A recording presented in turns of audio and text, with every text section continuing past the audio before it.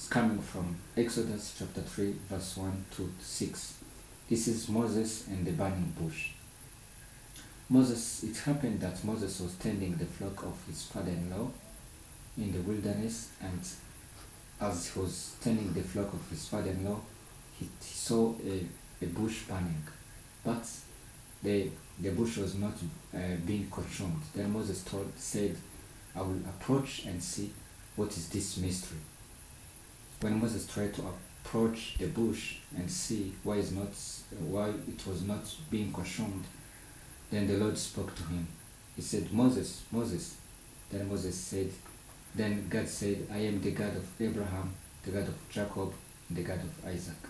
I am the God of your father. Put off your shoes.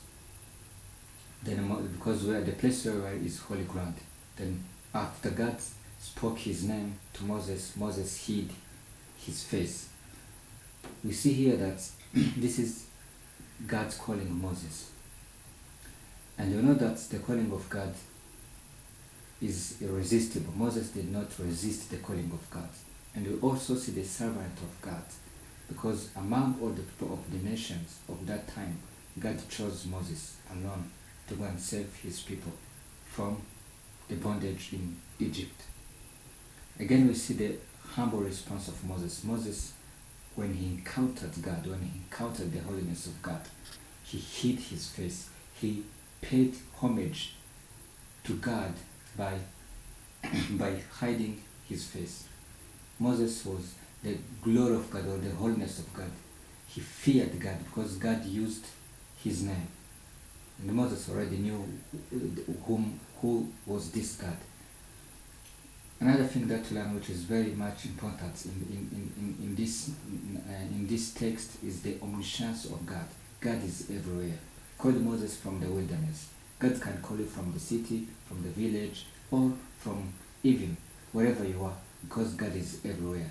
The presence of God permeates the whole world.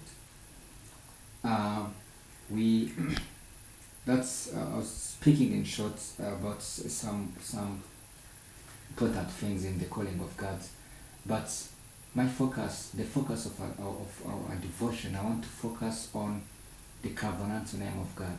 When God said, I am the God of your father, Abraham, Isaac, and Jacob, God was using his covenant name, because previously we know from the scripture that God made a covenant with Abraham, Isaac, and Jacob.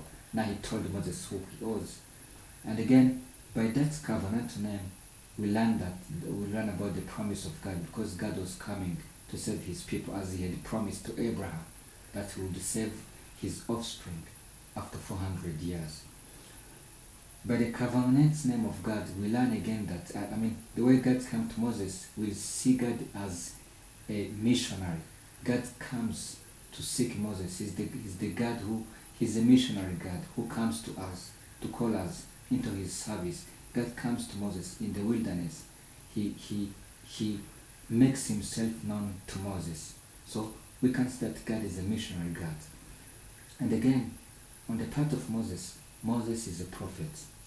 A prophet is someone who receives a direct words from God. So Moses, in this text, is receiving words from the mouth of God immediately, without any use of any media.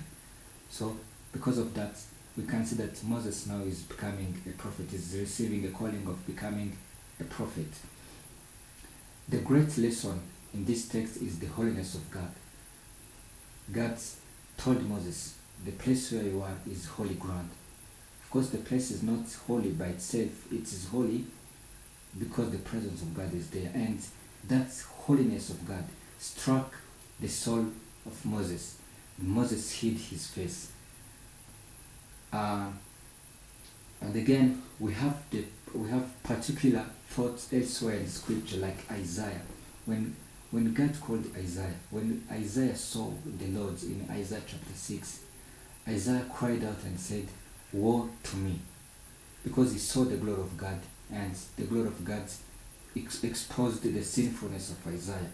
Just as Moses heard the voice of God in the bush, and he saw the bush being burned.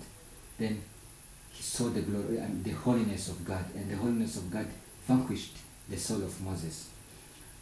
When we go to the gospel in Luke 5:8, we see Peter. Christ, after performing the miracle, Peter tells Christ, "Depart from me, for I am a sinner." So after he saw the miracle of Christ, he saw glory in it. He saw the person of Christ. He understood the person of Christ. Then he saw his own sinfulness. Then he told Christ, "Depart from me." So Moses, Isaiah, and Peter, all of them, they are struck by the glory of God or by the holiness of God. So in brief, we should fear the omnipresence of God wherever we are. God is present. This should restrain us from sinning in private, and we should also honor and stand in awe of the glory of the holiness of God, since it is the standard of our sanctification. May God bless you for this, and may God apply this to your hearts.